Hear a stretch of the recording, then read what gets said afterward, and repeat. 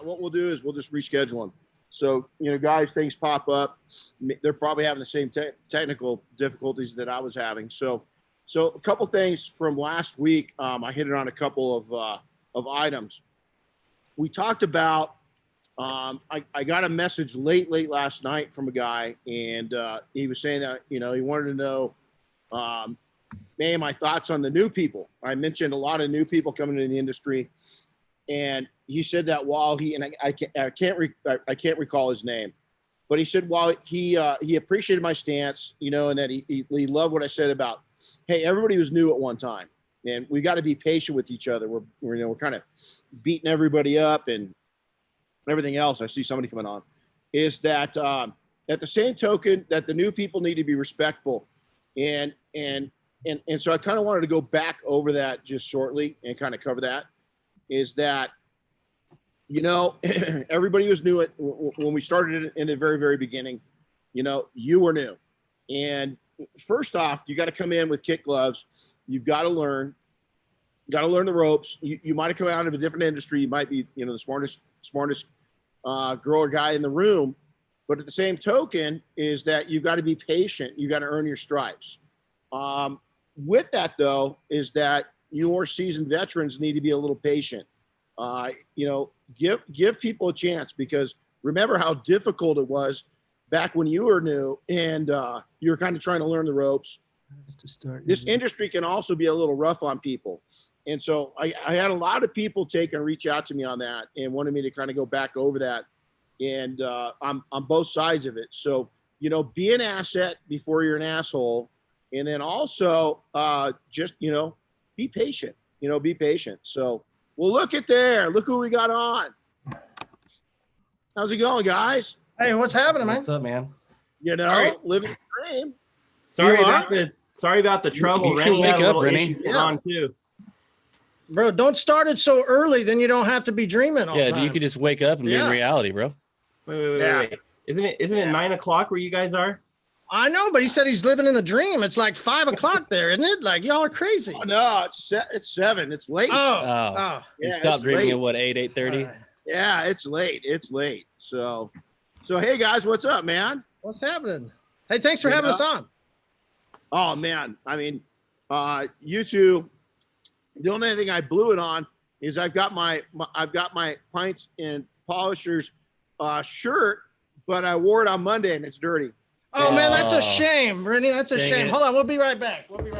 Yeah. Look at that. They just left. I know they're gone. They just got here too.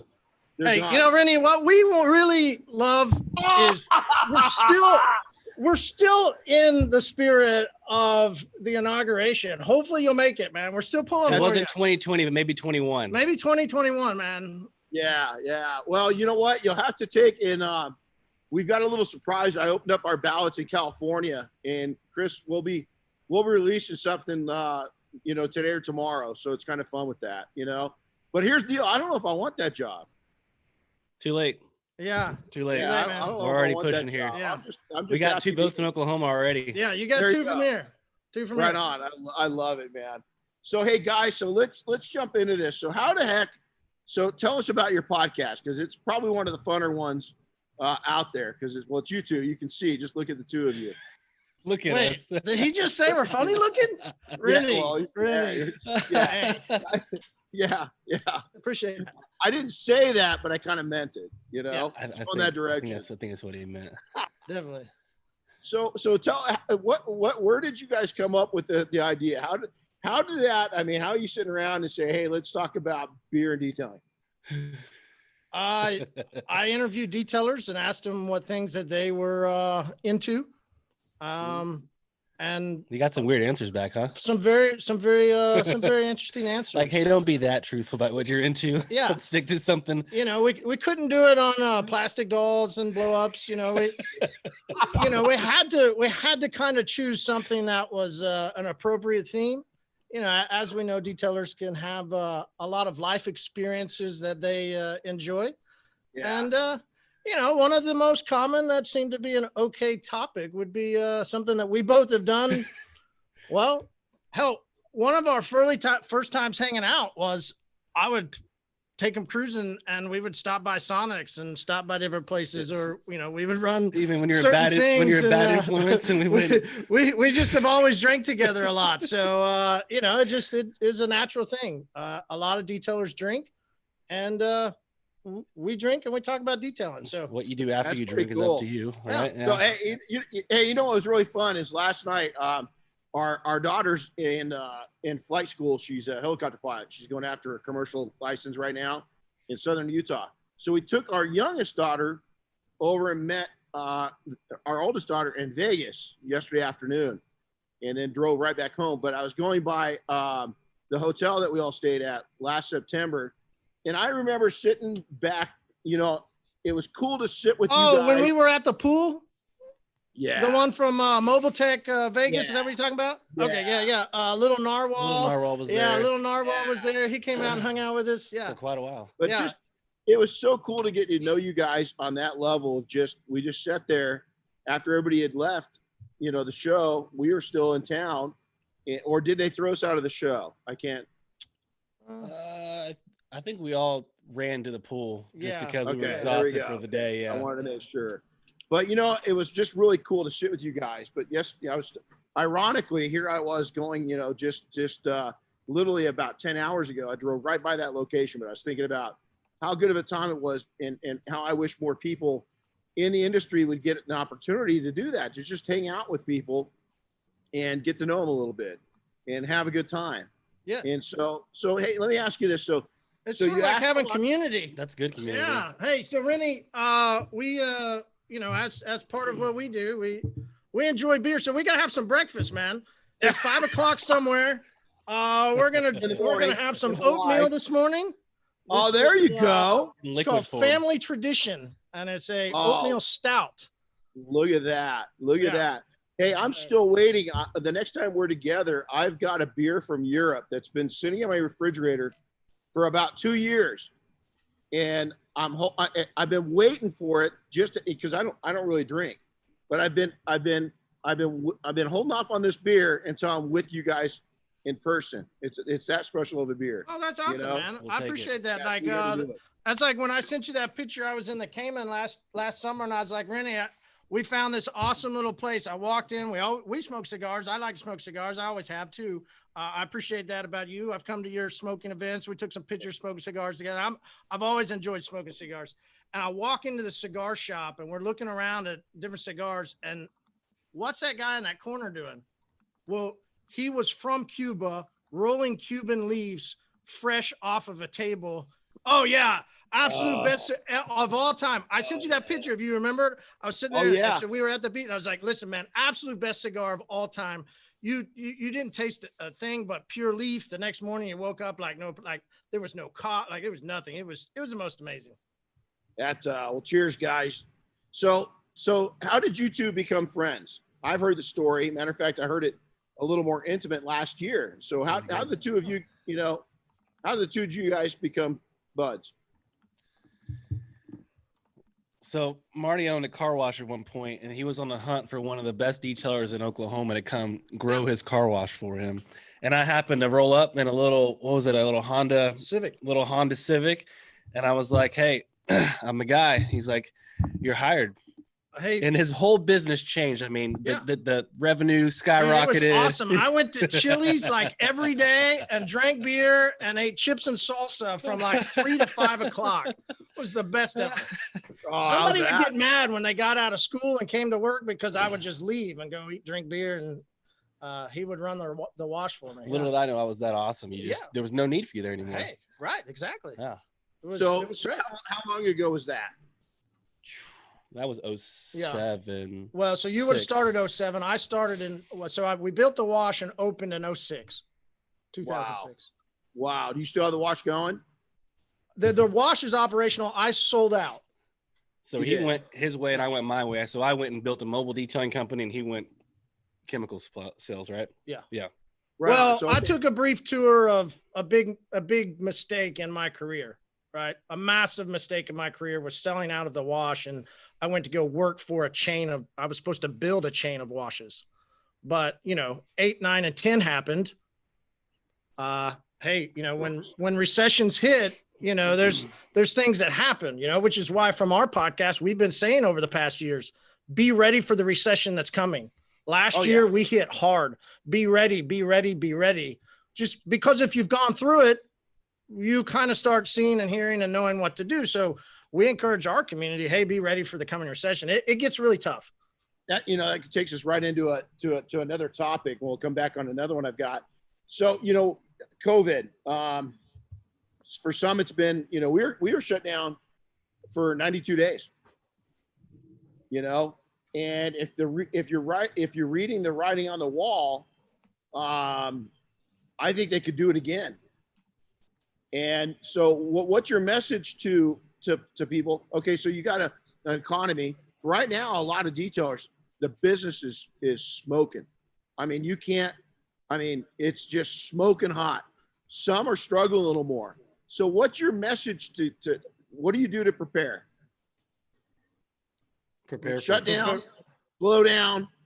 I mean, there's a lot of things that could happen. We've got a situation to where the economy's going pretty strong, but if we have another shutdown, what's that do? So what are you telling people? We might have a shutdown again, or what if the economy does truly tank? How do you prepare for that? I don't say you shut down whatsoever, to be honest with you. I mean, that's that's how you make your money. It's how you build your business. So I say you get it while you can now, find opportunities and stack as much as you possibly can so that when it does slow down, if it does shut down, you've got a reserve to sit on, right? Well, that's what I'm saying. What if they do say shut down again, mandatory? What if we get to that? Mandatory, because in some states, Oklahoma, we kept on moving as usual. We voluntarily shut down for a few weeks, but we were right back up and running again. So there's certain places that, and I talk to guys as the president of the IDA for guys all over the world. And there's some places like Alan Medcraft, our VP, they have to shut down, but there's some that you don't have to shut down. So if it's a choice, whether you should or should not, I don't think you should, if you have a choice to or to not to, because how else are you going to make money? You've got the dilemma too, is you've got to tell detailers they got to be prepared. They got to have PPE. They've got to have the right chemicals. They've got to have, because here's the thing is that when we came out and made a bold statement when COVID first shut down, week one, that people were non-essential. If you didn't have the right equipment, you weren't essential, which I still think is fact. But don't put yourself as non-essential. All it takes is a Tyvek suit, a respirator, some gloves, and the right chemicals. But in like LA County, for instance, they were going after and charging people with criminal charges for opening your business. So my biggest thing is that I want to get the word out is then we'll make yourself essential. You know what I'm saying? Don't wait until it happens. Get the equipment and the know-how and knowledge. It takes us right now to treat a car for COVID 10 minutes. So why is somebody going to stay shut down if they can be legitimate and do a service that takes 10 minutes? Does that make sense? We were telling people they were essential. So, it was just a difference of opinion, we told people, put on gloves that. Well, the IDA, did they say that in the very virus? Did the IDA say that in the very beginning? Do what? Did the IDA say that everybody was essential in the very beginning? And so that everyone's essential. We gave people the tool to, if they wanted to be essential, to help how you can go fight and be essential. There you go. So I'm not going to tell you, hey, you can or cannot. It's here are the tools to go figure out if you should or should not be. It's totally up to you. But do you? That's what I want to hear from you personally, right? Me personally, I put out, hey, don't close your business. Right. Stay open. So fight. What are those? Go survive. So what are those tools though that people can stay legitimate? What do they need to have in your guys' opinion? That's what I'm trying to get across to people right now is it doesn't take it's not a lot of investment. To stay essential is not a huge investment. To stay 100% legal above the board, because we don't want to happen what happened in Minnesota or Los Angeles where charges were brought up against people. You know what I'm saying? Because it looks bad on our entire business. So is there something that you're telling people that you think they should do, or is it just go do business as usual? Well, you've got to obviously follow the laws in your city and state. So you got to find out, first of all, if your city and state's going to classify you as essential or not, and how you go become to get. I know there were guys here that you can go and become, get your business essential, essentially. So you've got to start. It all starts with your. I can't tell anyone anything. I can just suggest on how to go figure out how to do it. You got to go do your own homework. So everyone lives in different states, cities, countries, all across the world. You got to find out what you can do in your own city and state, and then go from there. Yeah, I mean, do homework. Don't just, like you said, don't just listen to us. Don't just actually go do some homework. Go get your hands dirty. Go look at the local laws, like DJ said. But as far as operations are concerned, what do we say? Yeah, I mean, put on gloves, right? One of the things that we say that's big from you. Right. I've said it. We do free pop-up trainings, and we're going to do one this weekend. And at almost every single one, we put on gloves, and I say, I got this friend that I met one day at SEMA, and he was wearing glasses. And so I like to wear glasses. and he's got this saying that if it gets on you, it gets in you. So there you go. Yeah. So, well, you're not on me. You're on my shirt. Oh, so and it's Renny's shirt. So back off. Okay. I kind of like that. Keep doing it. Keep doing it. Oh, a little lower though. A little lower. I think that's the important factor right there is that A, don't ever shut down again. But B, you've got to be smart about it. You've got to go get the right equipment to where your local jurisdiction will see you as essential. Does that make sense? Is because a lot of people, I think, are just waiting instead of being they're going to be reactive instead of proactive. And so I just want to get a message out there. Don't be reactive. Go out there and find out right now exactly what each one of your jurisdictions are saying, what the county, what the city, what the state is, and be that. As simple as that. You don't have to shut down, and you don't have to go against the grain of law and get yourself in trouble. It doesn't take that much to do what's right. Does that make sense? Oh, yeah, definitely. Okay, so let's talk about your guys' each one of your businesses, because you guys got, you're not like together. You're just, only on Wednesdays. Yeah. Only in Vegas, and that usually stays there. Yeah. So tell me about each one of your businesses. Well, so I started as a mobile detailer in 2002. I was working at a church. The whole first part of my life was very conservative, very religious. It just didn't work out. And couldn't work at the church anymore. Just got frustrated. So basically, don't think of it as didn't matter where I was working. I'm just a guy that's frustrated with his job, right? I'm 23 years old. I'm just like most everybody else that jumps in the industry. You're just tired of working. You want to go do something else. So I had this buddy that said, hey, I've seen people clean cars down at the IGA. Well, that's a grocery store. So my first entry idea into our industry was simply cleaning people's cars when they went into a grocery store. Wow. So that's, I went and got a power washer, put it on a trailer, quit my job after a couple of weeks, and tried to service customers, tried to meet people where they were, clean their cars, do a good job, and go to the next one. In 2006, I opened a car wash. So I went from mobile detailer to a $1.6 million car wash and detail facility that I built with my customers that I serviced. So, we grew pretty quick, which was fun. Like I said, I made a little bit of mistake. I sold some stuff. I was a young guy in business. You don't do everything right. You fuck up some shit, Yeah. But in 2010, I had $4,000 to my name, and I put it in chemicals and started selling chemicals out of my garage. I had a wife and 2 kids at that time, and we were on food stamps. We were on government assistance the best that I could. I would clean cars and try and sell product for years of just living on nothing, doing everything by the bare minimum. Here we are. We're a chemical company. We sell products, but we're mostly a community. And I've always believed in working with people and working together and being part of a team. And how cool is that? So that's what So tell people that don't know, what's the name of your company and what's kind of your forte in chemicals? So our company's Total Auto Solutions. Our forte is we're the first plastic reduction line of products for the industry.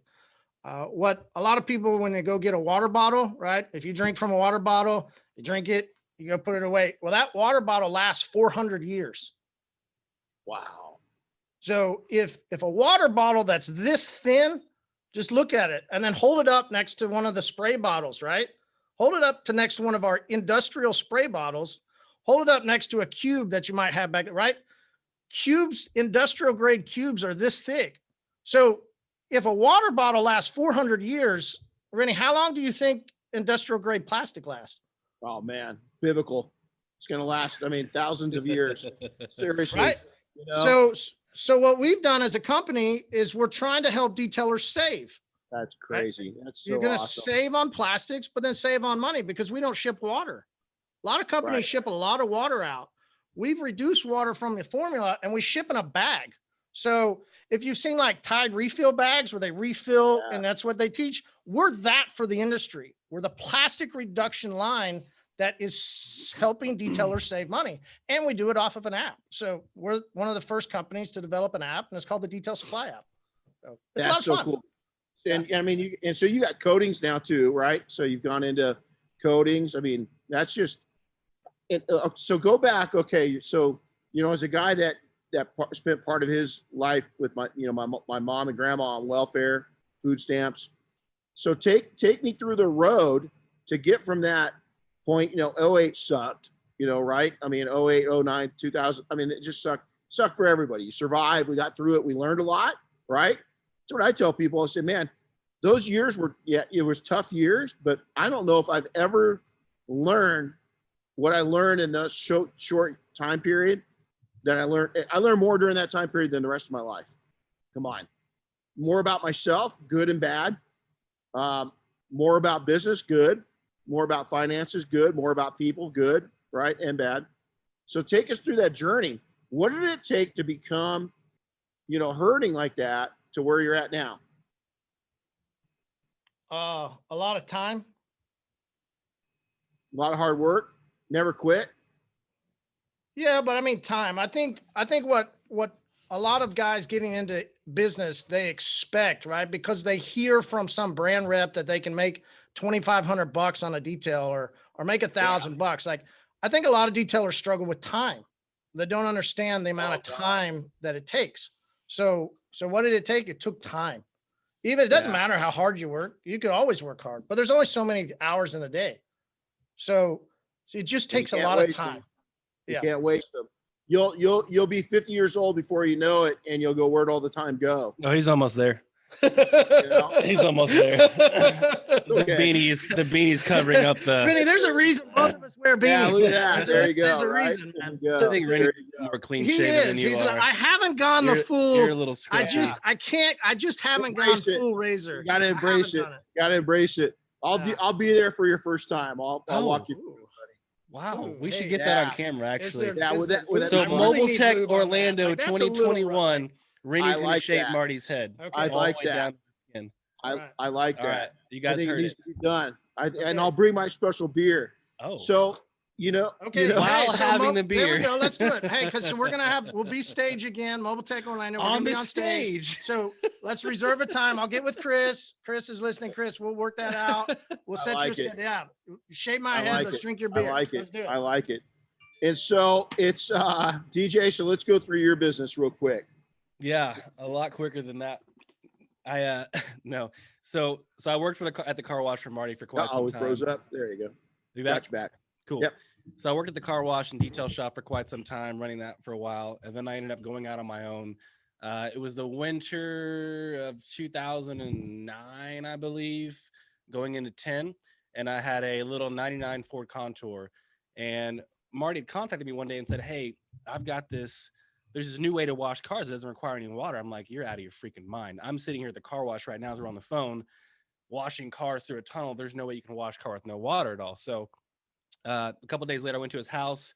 He showed me the product. I'm like, oh my God, this is incredible. Like we got drunk on Maker's Mark. If you guys ever run into Marty at an event, just bring him a shot of Maker's Mark. Yeah. Every time. That's what he loves right there. I don't do it. Every time. It's my nemesis. What are we over? Yeah. Hold on, you're 1 for something now. Yeah. I did start using it at a period just to get myself ready because I've been at that there was that SEMA party. Rupes held that SEMA party a couple years ago. That big mansion. Yeah, where it was who was that guy that was in it was a multiple group of them, wasn't it? It was a bunch of guys, yeah. Yeah, but they all went in on some detailer group that rented some big, house. And huge mansion. Yeah, you guys were there, Renny. You and because we smoked cigars with you out on that patio. Was it Bob? No, Keith, Bob was Keith there, Duplessis. I think. It was us and Keith. We all smoked cigars in a little back little area. Yeah, I remember that. Yeah, good times. I remember that. Yeah, they had Mexican food there to eat. Didn't they shoot porns there or something like that? Was it? Really it looked like it was a mansion that would have had a lot of raunchy stuff going on there. Yeah. That was that. Yeah, we go to some classy parties, don't we? We do. But that was what 2016. That was 16 because 17 we did the first pint night. Yeah, 17 was the first pub night. So 16. So speaking of that, hey Renny, people have asked us. Sometimes we'll get messages. Hey, we've heard about Renny. What do y'all like? I would say, listen, Renny was the first person. Right, we're setting up. We're getting stuff. We do what's called a pub night. And there was a pint night, SEMA pint night at a it was a really great restaurant and brewery because we wanted, if somebody wanted to eat but really wanted beer, we're setting up and we look over. Renny and your wife, you were the first 2 people there. It's always meant a lot, man. We tell everybody like, hey, listen, he was the first person at the event that we hosted. We got a lot of love for you, man. We really appreciate that. No, well, you guys have done such a great job of relaxing everybody. Comes down to we can all and me included, we get community. Community. We can get a little uptight as a community. Oh, look at that! He just shouted. Hey, well, no worries. We're out of that beer. Now we're gonna go have we're gonna do an Irish coffee stout. Oh, how cool is that? I'll finish my story. So we did our oatmeal, and now we're gonna just go for some coffee, some Irish coffee. I like it. I like it. Wake up. But you guys did a great job of relaxing the industry and bringing us together in another format. That's why I was there, and that's why I'll continue. Yeah, we totally chased a squirrel. DJ was in the middle of telling his life story. Okay, so go back. No, just a short DJ story. Let's go back to winter of 09. Yeah. Sorry, DJ. So everyone, make sure you bring Marty shots of Maker's Mark or a bottle of. You can drop it by the resort at the. Well, then you got to bring DJ Coors Light because that's his go-to. Absolutely. Yeah, bring DJ Coors Light. They have a new seltzer now. Oh yeah, bring him a seltzer. There you go. Bring DJ a Coors Light seltzer. So I wanted to go on my business for my own. I wanted to do mobile because I was doing some pickup drop-off services, and I'm like, man, if I could do this to someone's house, this would be incredible. Oh, look at that. It's a lot of head there. So I had a little 99 contour, and I was able to start a detailing business out of the back of it because I had no pressure washers. There was no water tanks, none of that. I just had spray bottles, a tiny little vacuum, a cold water extractor, some brushes. I mean, it was nitty gritty. And I mean, we're going into winter 2009 and 2010. It was freezing cold. The wash would freeze on the vehicles in the garages and so on and so forth. But I stuck through it. And so I worked on my own for several years. I had the trunk of my car. I hired a first team member. I hired a second one. I got a new truck and then a second truck and a third truck. And I've just kind of built all the way up to where we are today. One of my goals was to be the largest detailing operation in our state. And I've actually accomplished that finally. So we are the largest mobile operation here in the state of Oklahoma, which is pretty awesome. So yeah, it's been quite the journey, starting from nothing to build up to having several team members and location at the airport, which is now shut down because of COVID, which is stupid. Little shop location, 3 mobile units and several divisions. So we do one division does a lot of boats and RVs and planes and things like that, and one division does a lot of autos, and one does just like shop ceramic coating. So it's pretty cool to have all the little areas we have now in business coming from what someone said would be impossible. So back when we started Waterless in Oklahoma, I got so much pushback. I mean, we branded ourselves as Waterless Mobile Detailing, and it bit us in the ass because people were like, whoa, hold on, you're not using any water at all? So we had to strip a wrap off our truck. We wrapped, we had to redo the website, uniforms, business cards to change to eco-friendly mobile detailing. So we didn't have that hurdle up at the very front of someone. So now they just see we're eco-friendly. They don't know we're waterless. They don't know this and that. And that kind of helped us. So that first couple of years when we were branding, it was a really slow grow because we had to, every phone call was, what's this waterless stuff? I don't trust it. So now we're doing, high-end vehicles and private. It doesn't matter anymore. People are buying the product from us too. We actually did a product with Marty. So we have a co-branded product now for our waterless wash, which is pretty cool too. So it's been quite the journey from just nothing to where we are today, getting over a lot of adversity and just fighting through. So that's awesome. Yeah.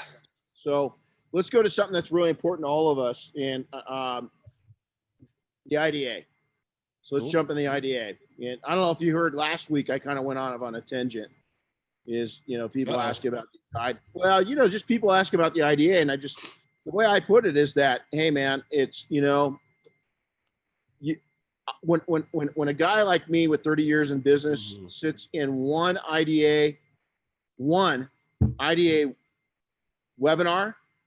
and it pays for the entire membership, like 5 minutes into the webinar, there's no excuse not to be a member.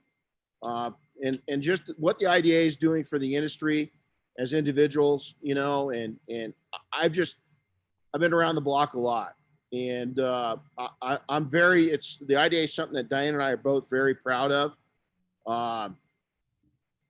We push it here in our trainings. We're big supporters away from this, but tell me about your guys' getting involved in the IDA, and then that process of where it's definitely went new directions since just getting involved.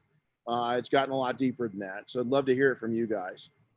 Yeah, I'd love to ask you a question though, as the president, because I talk to a lot of different people all over the world in regards to the IDA, and like the value is one of the biggest things that come up. So I want to ask you, what value, aside from webinars, do you think the IDA brings to the industry? Why should people get involved from you to the community? What do you think is the most value? It's a third party. It's, in the military search and rescue, it's a third party validation, and you should be able to market that. I mean, strictly from a financial standpoint, which is probably the smallest value of it. Was it $9 a month for an operator, right? Yeah. I mean, $110 a year. Yeah. So I think just somebody saying, hey, A, I belong, and B, I've passed at least some minimals, because it's a lot more than what 90% of the detailers in the world have done. But also, I think more importantly is when you get involved in something, it's a sense of community, and you start rubbing elbows with people. We like community. Yeah. Oh, that's it. Is that I think that you get involved with people that are in an elevated place compared to yourself, meaning that they've done pretty well. And so I think if you're a news person, you want to rub elbows with those type of people. You want to learn from them. You want to take and be mentored and coached from them. And so it means so much. But I think probably the greatest value is knowledge, is because whether it's a webinar or a simple discussion you have with another member that's going to value you, because you've also seen value by investing in the community, in the industry. Gotta chill on that word. Yeah. Mm-hmm. So there's nothing like that's a great word. I love community, man. That's why we have community pubs. You did it again. Yeah. Right. Community pubs are the best. So as a detailer, and as people listening or watching can probably relate to this, being an operator, there's nothing like going to, as a mobile guy, going to someone's house or whatever. And a customer looks at you like you're just a detailer in their eyes. You're just a guy there to wash their car and get the job done. And I don't know about you guys. I don't like that at all. I don't like the perception that detailers have from the consumers whatsoever. So the IDA, another piece of that, aside from the education and so forth, is legitimizing the industry. So people ask, what can the IDA do for me? No, the IDA is volunteer driven. There's a staff that works with lots of different other organizations, but they help us with ours too. But ultimately, these committees, they're driven by volunteers. So if you are really passionate about the industry and you want to see it grow, and you don't want to be seen as just a car wash or a detailer, even for the next generations to come through, we'd love to have you as a part of our committees to help grow the IDA and legitimize the profession of detailing as it is. And that's what I like about the IDA, is that you can come in, volunteer, and use your gifts and talents to help legitimize the industry and make it even stronger for new generations to come through. The IDA has done so much in the past and keeps doing things. I mean, it's always progressing forward.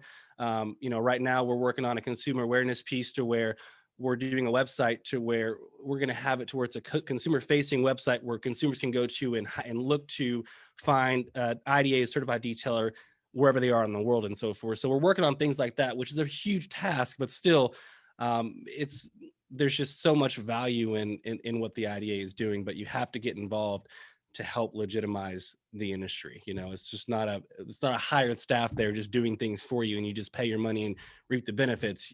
There's an opportunity for you to actually make a difference. Well, well said. And the IDA is not owned by somebody. There's not somebody pulling the strings on this. Right. A lot of people have this misconception. The other thing is, Marty, you're probably close enough to my age to remember when I know. Doesn't that suck? That sucks. Hey, you know what though? Renny, I'm literally like 20 years younger than you, man. Oh, whatever. Like at least. I think maybe I'm even 20. 25. No, that'd be me. Oh. Yeah. That'd be me. Yeah. How old are you, Marty? Yeah, I'm 20 He years asked you a younger, question. man. 20 years younger. He wants a specific answer. Come on, buddy. I'm 42, man. 42. Yeah. So I've got you by 12 years. So I could be your big older brother. There you go. Who am I then? I'm 31. Way to go, so Dad, man. Dad was getting after it for many years. Yeah. That's an awesome dad, man. I'm glad that dad was still getting after it. Yeah, he was. See? There you go. So, it ASE. So you go back, very respected organization now in the automotive side of things with the mechanics, right? I remember when ASE was rolling out and they're having to prove themselves, and it took a bit. But now, if I go into an establishment to have my car worked on, if I don't see some certificates, I'm literally looking around. I've got my car, I've got to take in to get some work done to it. I looked for specific training and certifications when I was looking for a mechanic. And I was asking a good friend of mine that was in here just about a week ago that owns a mechanic shop here in town. I said, how many people ask for that? And he goes, it used to be non-existent. Now, if I don't display them, I don't get the business. Hey, Renny, do you think that you went in and that customer was telling you about the certification, or the association had made it so well known of the need that then you as the customer coming in and seeing it, right? I feel the problem with the IDA right now has always been you've got to come due for the IDA, but as detailers, they're not really seeing customers come and ask and call, hey, are you a member of the IDA? Why is that? Well, where's the association letting customers know of the differences of why they should go after an association detailer? Gotcha. And great. So to answer your question there is, so we do need to do a better job of putting together a packet that, here you go. Here's how you promote the association within your own community. For the IDA, which we're working on right now, to go out and make all that happen. It is a very large, we're an international association at this point. So we are working on, like I said, the consumer, like Josh Buckley, you mentioned being on the podcast last week, I believe. He's the chair of our marketing and communications committee, I believe, if I'm not mistaken. But he's working with web developers to get a consumer site available to the public. So when they go right now, the website is it's kind of confusing. I'll admit it's for the detailers. It's our place to go and do what we need to do there. But we're looking to separate it and make it to where, hey, sir, ma'am, here's the association. Here's what we do. Here's what we're about. Here's a website that speaks directly to you. Here's how you find us. Blah, blah, blah, blah. That's in the works right now. I'm hoping it gets done this year, but early next year, I don't know. You help detailers make money, they'll work more. Absolutely. But in the meantime, it's the IDA has done so much. There's so much value there that I do think that, you should still promote it within your own area. Just because the IDA is not throwing money at ads right now or whatever, because we're international. It's expensive to do that kind of thing. We still want to give you the tools to make it easier to promote, and separate yourself, so that when you go to someone's door, someone's business, you're writing an email, or you're making a phone call, you have one more leg to stand on, because you say you're a part of an international association of detailers who are taking and legitimizing the industry as it is. So the badges that you would wear on your uniform would be similar to the banners that you're seeing at a shop. Yes. And so hopefully the concept would be, when they see that, they don't have to ask what it is. Correct. They already know what it could take 2, 5, 10 years for it to be so Kleenex. Tissue, the same thing. To be a household name, the IDA, it could take time, but all of us together, if we're serious about this, the industry and the profession, we want to actually work there and make it happen. We all have to do our part. So like I said, we're working on the back end to where the IDA is doing that consumer facing piece, but we all have to do our part too to legitimize and separate ourselves from everyone else. I think everybody voted the best president. There you go. I think you're doing absolutely the best to try and push the association out. And especially in a time like we've gone through, I mean, it was so weird because I come in as president, all these plans we're doing, and then bam, pandemic. Whoop, like halt, switch directions, figure this out. And that was a crazy few months right there. But 2020 has been one big pivot. Yeah, I had plans for travel, for like international travel. Yeah. We were gonna go. We're gonna go to China. We were talking about China, so we were gonna do help the. There's a new group that was launching out of China, and then we were working with Max Shine to do become part of the IDA over there, and we were gonna go in and help train them to begin to create the IDA association over in that area. So that got like, right? I mean, it was, China, first of all, so right? Like, that was a big one for you. My thing was the Europe trip. I had plans to go over there. That's true. Yeah. So that was great. China's cool. I was a little eerie about that trip, to be honest with you, but Europe, I'm like, let's go. Yeah. And then I got shut down. So I was looking forward to seeing Alan on his turf. When I first went to France, I didn't know what the IDA was. And when I was back over again, the third trip to France, they're all over it. They're very inquisitive. And so I think it's going to take a little re-ramping once we get, through this, all what we're facing now. But, the world's on fire for it and they're ready for it. Marty, go back to your question. The first time I was exposed to ASE was actually through a mechanic. And what had happened was I was really young and he comes walking in. I had a great car. And he goes, hey, I was looking for information because I wanted somebody to tune and work on my car. And he goes, another benefit of us, and he takes this plaque and he puts it in front of me and he goes, we are actually a brand new organization. We're ASE certified. And he says, we're one of the few in our entire community, and we're one of the few. We're one of the few in that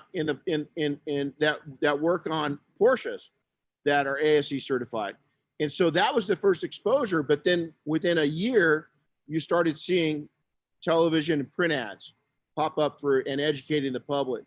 And so, DJ, it's funny because one of my big pushes this year to meet with the Founders Club is for us, the founders, to get behind it, not just in support, but in money, and start making. We've got some real creative ideas that we're going to discuss whenever we can get together again, this next time. And start helping and supporting the general membership at large and getting the message out to the public. And we've got some great ideas on how to do that. And do that's it more the next affordably. big thing is the consumer piece. That's huge for me right now. That weighs on me really heavily. And then also the technology. We have the SV testing that's going great for virtual. We're in the works of doing some testing for SV virtual. There's a lot that goes involved with something like that because you're taking a test that's been done in person for so long and now you're doing it virtually. So there's a lot of gray there, but that's in the works as well. That way we can have people want to get certified all the time. And it's hard to go and find an RT nearby to where it's financially feasible to go and do that. You already have the cost of the test and so forth, but now you have to do the travel and the lodging and all this stuff too. So we're really working on leveraging technology to really make it to help the whole community, get what they want to get. So it's huge. So let me ask you guys this. So people that are just starting out in the business, or maybe some of those that are maybe a little more seasoned but still struggling, any words of advice to them?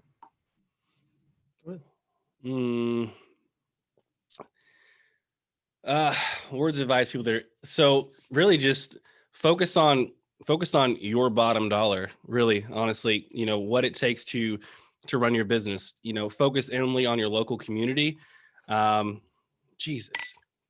And that's so if you're struggling in business and you're struggling for work and to get new business in the door, you shouldn't be on forums and Facebook groups asking questions about which polish you should use for this kind of paint. You need to be at your chamber of commerce. You need to be at local networking groups. You need to be at different things or local Facebook groups and promoting your work that way as well. So focus local, you're going to get local dollars. Focus outwardly, you're going to waste time. Yeah. Well said.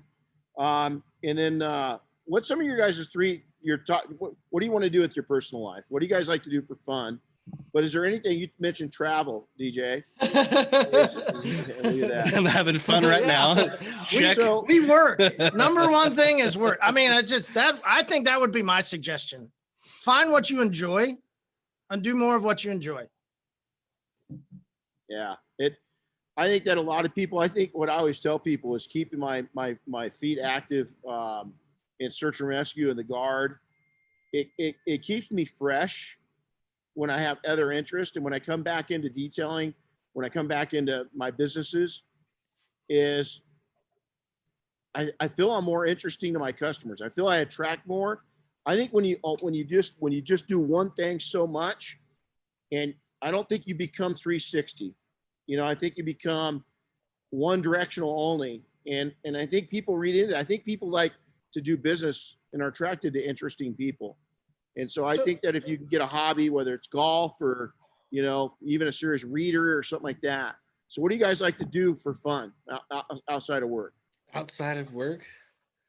I know I see you at the gym, DJ, all the time. Yeah, that's one of my big ones now for sure. I kind of live in there now, but that's a big one for me. It really helps, just not physically, but mentally as well.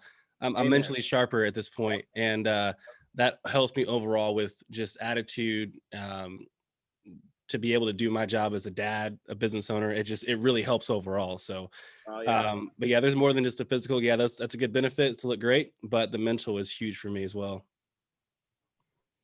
Yeah, Marty, what do you like to do for fun? He does 12-ounce curls. Mm-hmm. We go to the gym together every Wednesday night at 7:30 on the community pub, and he just literally he'll switch off arms. Right on. And he gets a nice little pump in there. So I like it. So what's your big picture idea, guys, with each one of your businesses? Marty, where are you taking the chemical side of things? Are you international right now? Are you going all over the world with the product? On the coatings have been sold internationally. But chemical wise, that's going to take a longer process. Right. Well, where we're going is, we're the first chemical company to sell direct to consumer off of a detail supply app. So, we're going to continue to push hard on that. It's something that nobody else in the industry is doing. And, we do pretty well. It's fun. An order comes in, we ship same day and free shipping. So, we're basically trying to take the idea of Amazon and move it direct to consumer to professional detailers. So that's awesome. And then DJ, where are you taking your business? What's the big picture? I'm not selling it. I'm not franchising it whatsoever. It's too much of a headache. So I'm just going to keep growing and keep stepping back. I mean, it's just great you grow it and you step back a little bit and you grow it some more. Then you step back a little bit further and you either jump all the way back in again because something happened. I mean, it's just a cycle there, but I just want a nice, healthy business that I can eventually sell one day, or if my kids want to buy it, I guess they can do that if they want to. I don't know. It's a nice business. We built a really, really good reputation here in Tulsa, Oklahoma. Earlier on, you'd ask the young DJ, what do you want to do? I want to franchise. I want to, grow. And now I just want sustainable, healthy growth. Yeah. Great answer.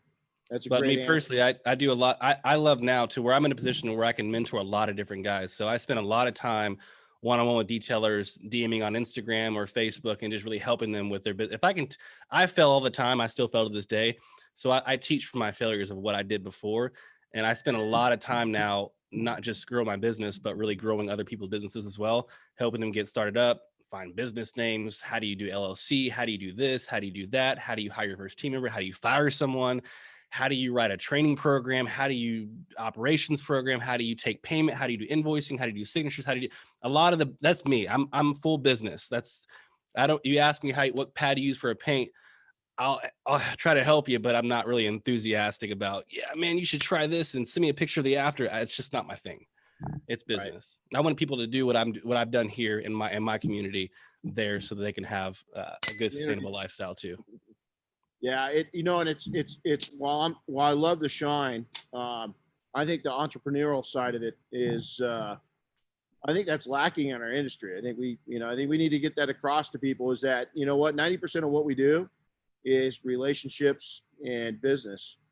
10% is the shine and clean. Yeah, people ask what you should do first to get into businesses. I personally don't think you should go do paid technical training. I feel like everyone's skill is good enough to detail a car. I think you should invest time, money in the initial years into business training and how you communicate to people. Absolutely. How do you sell? How do you write emails? How do you do email marketing? How do you use social media?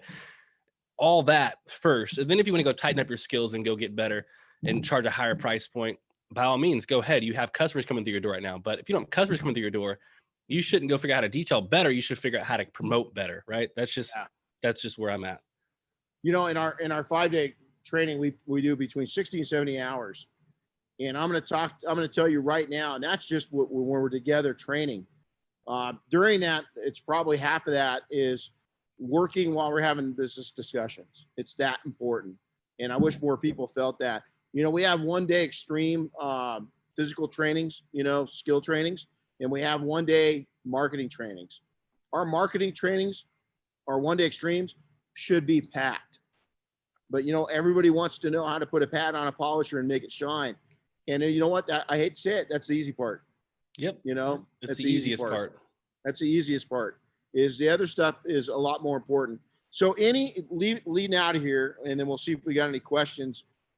Any piece of advice you'd like to leave people with, whether it, about the IDA, experiences that you've had, a piece of advice that you were given that you put into work in your own life or business.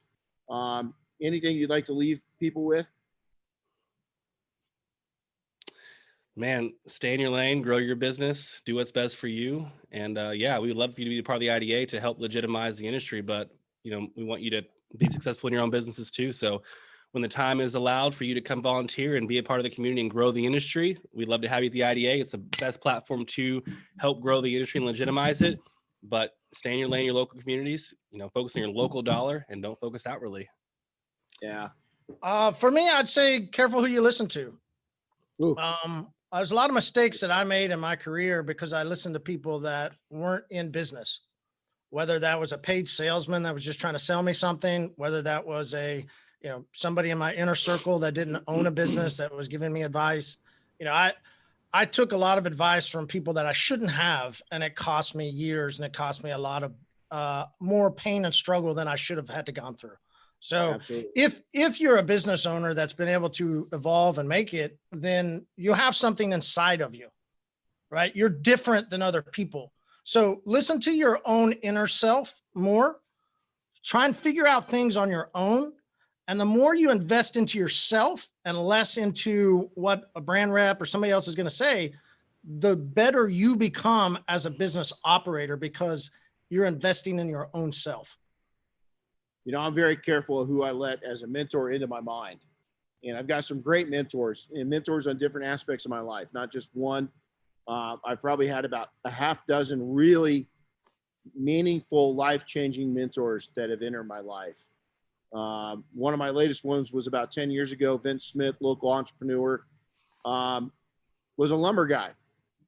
He worked at a lumber yard, and he had an opportunity in 1984 to buy the lumber yard, and he went ahead and did it. And if Vince would walk in right now, he'd fit into Oklahoma very well. What is that supposed to be? Yeah, how's that? Hold on. Wait, does he have tigers? Does he have tigers? Shut up. Does that guy own tigers? No. He's got tigers. He's got tigers. Oh, yeah, he does. No, he doesn't. Wait, so he's still alive, though, so that's a good, or I don't know. Wait, whatever happened to that guy? Who cares? Vince could go. Your obsession with this guy that you've never even watched this freaking. Yeah, I never watched the show. It was awesome though. During Corona, when the Tiger King would came not out, shut up about the Tiger King. I never watched a single episode. Ever. Everybody else did. Have you watched a trailer? Yeah. Like a snippet? Yeah, something on Facebook came through. I watched something like what a Carol Baskin. Yeah, meme Carol or something. Baskin. and she's still in the news too. Yeah. But I know another cool person from Oklahoma though. There's another cool person from Oklahoma. And that'd be your wife. She was born in Oklahoma, so you leave that out a lot. But she's an Oklahoman. She's an Okie. She can't fight it. You got to talk about it a lot, but she's from Oklahoma. Yeah, Sooner. So Vince could walk in and he fits in anywhere. He could take and do a great job whether he's in New York City or he's in Oklahoma. And he decided when the economy crashed that he'd have appraisal on this little tiny lumber yard that he bought, not a little one, pretty nice lumber yard, but we're in a small community, and in his little hardware store. And he sold that property for what he bought for a few $100,000. He sold for several $1 million. And my point to all this is that he became a student of business, a student of people, and really likable. And he did a lot for his community, for our local community. We love that. And he's been one of the biggest influence later in my life. You know, he came into my life when I was in my mid 40s, and he changed my life. But you have to be very careful who you let to get into that close, and that they share something that you want, and that they've got something that you want in their life. And Vince was one of them. So I like that, Marty, that, you know, be careful, because you can get a lot of stinking thinking going on if you watch and listen to the wrong types of people. So, hey, Chris, any questions that we had pop up? I got a couple of them here. Oh, Chris is good looking. I messed it up. There we go. Even better. What's up, Chris? Hey, did Renny shave your head? I'm hiding here. I'm not that good looking. Okay. I do don't know, man. I think you're pretty hot, Chris. Chris is rocking my one cut. Yeah, he's rocking the one cut. Okay. You know what, though? If you look at it, hey, Chris, go like this. Chris, do you want to get on stage Chris, with are you Marty? on stage too? Yes. Do you want to get on stage with Marty? Chris and I are both getting our head shaved. He's got a ton of hair. That's all done. That's all done by choice. He's got a ton of hair. Yeah, I got way too much. I wish it would just fall out and never come back. Oh, hey, keep it. There's that locks of love thing. If they've done it for women, they got to be able to do it for men, man. Just grow it out. Let me have some of yours. Cut it off, and I'll patch it on. Just there you go. Yeah. Oh yeah. But so that's what my dad did. My dad would grow this part out. You know, did you grow up with that? It was big to have like parted hair. Yeah. Oh yeah. And then back in the 80s, we would take hairspray and hit with a blow dryer so that we could get that wave. So we wanted that big wave that came across the front of your bangs. Oh yeah. That was a big deal in the 80s. Well, my dad, he always grew out that comb over. And this was all bald, and he had this long, he would get out of the shower or whatever, like this long comb over, and he would take this comb and like throw it all the way over his head. Nobody knew until later in his life when he finally cut it off. Everybody was like, oh, because he did so well with that part and the comb over. He'd done it for like literally 20, 30 years. Does your hair grow? No, it doesn't. Like it's. Remember, when I finally cut it, I had like that much up. Like it was done. It was done. I can't talk. Yeah. Well, I want to, I want to keep my job, but there's some great pictures of Renny floating around out there with some. Come on, Chris! You can't say that. And then I had some dew, man. I had the dew. I love it. That was what I always wanted. From Oklahoma, I always wanted to be a surfer boy. So from Oklahoma. Yeah. So I grew out the hair. There's a photo of me. My favorite photo in life is I'm sitting on the very southern point of South Africa, where I crossed over some barriers, walked out, and you could see where the oceans would meet. And you could literally see the two different colors. And if you got just enough glimpse, you could see Antarctica down there. It's the very most southern part of Africa. And wow. And we took a picture of me standing on there. Well, I had long hair, for me. And I wanted to go back, right? If I was going to have, I was like, I want cool hair like I used to have as a kid.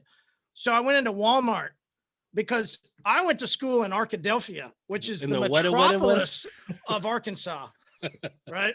That's where I went to college. And when they got a super Walmart, bro, it was the world took over. So I had to go into the super Walmart and get my hair done.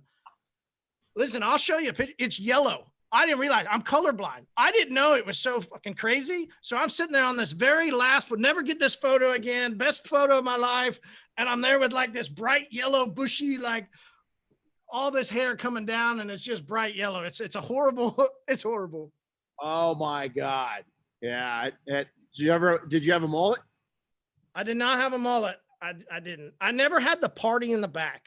That was just my deal. I just never had the party in the back. Yeah. Yeah. I had the whole, had the whole Lethal Weapon. Remember when Mel had the long curly hair in the back in the first Lethal Weapon? That was me, man. That was you. I just got a message. Just got a message from Alejandro to remind everybody about your mustache you had too. Yeah, I had the Magnum PI mustache. Yeah. Yeah. It was a good mustache too, man. I groomed that sucker. So hey, Chris, any questions? I got a couple here. One really basic one. I got basic bitch. Who was it? It was Spencer asked, "What is the IDA?"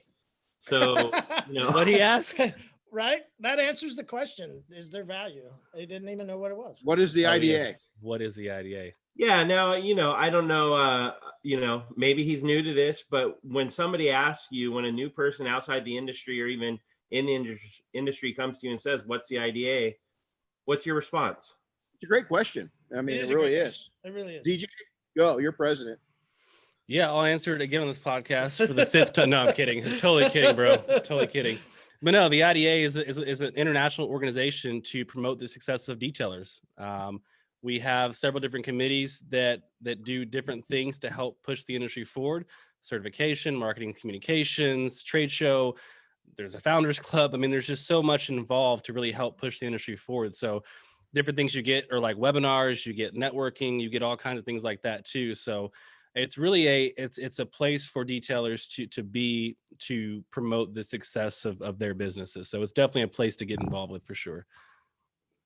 Well, speaking of getting involved, Jerome, he actually trained with us recently, and he's out here by me in Southern California, but he wants to know how he can get involved, what he can do to get involved with the IDA and actually help you guys. Hit that guy up. Yeah, definitely. Yeah, shoot me a DM, DJ Patterson on IG. It's where I kind of chat a lot at. But what I'll probably do is figure out what you like to do, what you're interested in, and then there's a committee for everything essentially. So you can get involved with different committees to really. And at first, you can just sit on the calls and just listen to what we're talking about, the agendas we have going on, and eventually going to find your place, find your voice, and be able to actually contribute.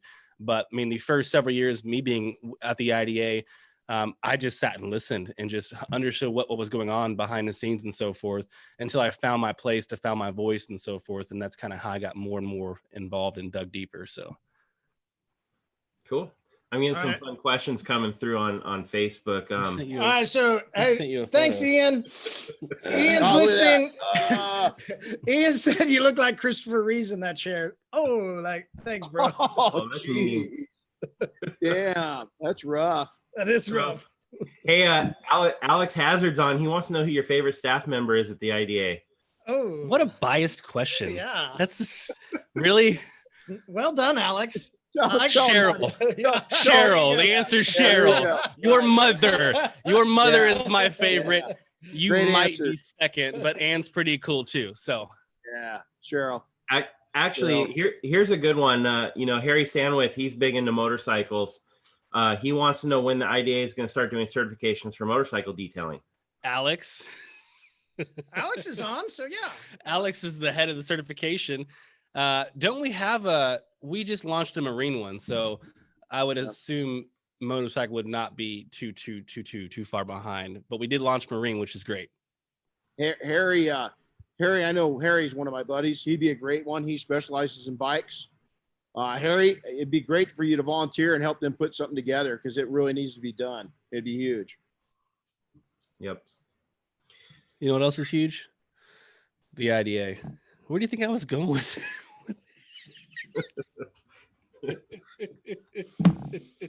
Yeah, there you go. Put your sunglasses back on. After that one, sunglasses go on, man. Yeah, there you go. Rob Schrufer asks if there's a Rob Schrufer. You have nothing better to do than to watch us idiots on camera right now. Rob runs one of the largest organizations detailing in the freaking country. Yeah, we're gonna be hanging out at Rob's place on Friday night, sitting out on his back porch. Really excited about that. An IDA meet and greet at Rob's house. So past president and current president holding. Is that a first? It's got to be a first. I don't know. Maybe. It'd be a fun idea.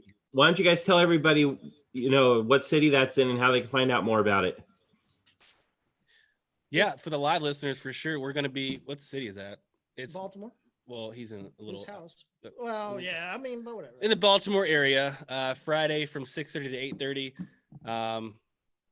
IDA meet and greet. We're gonna have drinks. We're gonna have food, probably some cigars. I don't know. It's just gonna be a good time. Well, and you got Rob. Like that's the thing. Like, Yeah, I mean, you should come to meet Rob. Definitely. I Silent Giant. That's his nickname. Yeah.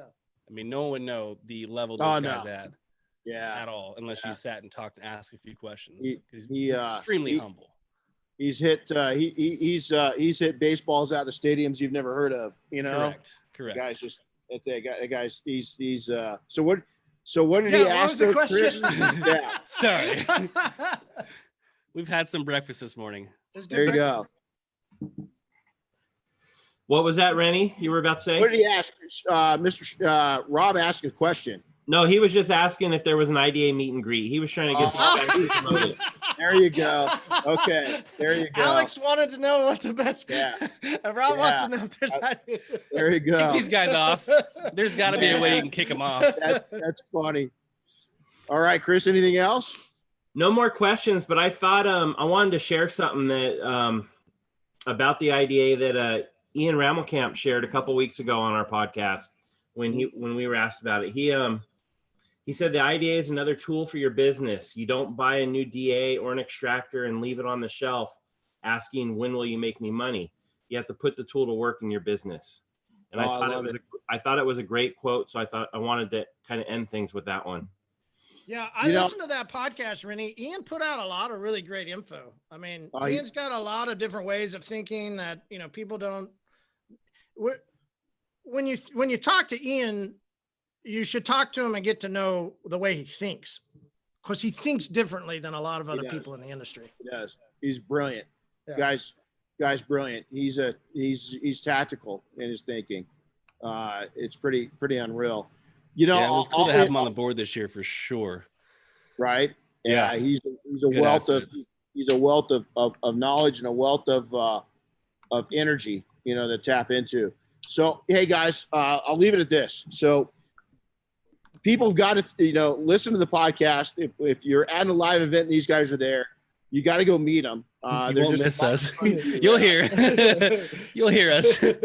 And then secondly, to end it with the IDA, if you really want to take and start a revolution, and this is what I like the best, is it won't cost anybody listening to this a dime, and it won't cost the IDA a dime. Start promoting why you're a member. Do a video, do a picture, tell your audience, not the world, tell your local audience why it's important for them to choose an IDA detailer, certified detailer. You want to see a change? It starts with you. It starts locally. We will start building up that demand one customer at a time. That will be more powerful than anything the IDA could do, is if we get every single member out there doing a short 30-second video and putting it on to social media and YouTube. And all of a sudden, if we flooded the market with all those videos of why they're IDA certified, why it's important, you will see things start changing right now. So you want to take and see change, be the change. Simple as that, because we need it. So guys, fellas, thanks for coming on. It's always a joy. Hopefully with all this bullshit is, done, and we can come back together and, we're in California. I don't know when we're going to be able to have large events. I'm kind of jealous because you guys are having a meet and greet. We're still not supposed to have any of that kind of stuff. Oops. But Renny, we'll see you at Mobile Tech, right? I hope so. I hope they're not, Oh, it's happening. Oh no, it's happening. It's There's happening. a hashtag. MTE is happening. Yeah. Yeah. I mean, it's Florida, man. So there's a big difference in Florida and California. So Florida, they've reopened all the way. Like talking to Sheldon, there was actually an event they had recently that had 700 to 900 different people there, and it was full blown, ready to go. Full blown, ready to go. Now the only thing is, not everybody gets to go into the education sessions. Are they sold out yet? They're not sold out, There's but no way. If they want to go to education, they got to go register now because of COVID. There's only so many people that'll get to go to the education. So you can't go shoulder to shoulder anymore. So when you're doing your keynote speech, that just everyone's flooding in the room because Renny's speaking. Education is definitely going to be different. We're going to give everybody a key. They can still come in because I just don't give a shit. Yeah, So, whatever. Your keynotes were incredible. But we got to get this scheduled, right? You got to shave my head now. Chris is going to be up there on stage. We're going to do it, man. Yeah, we're going to do it. We're going to do it. But hey, so if anybody that's listening that wants to go to Mobile Tech, they can actually save 15%. Just use discount code PINTS. So, I love it. Yeah, go see, go see us, go see you, like, go to Mobile Tech. It's going to happen.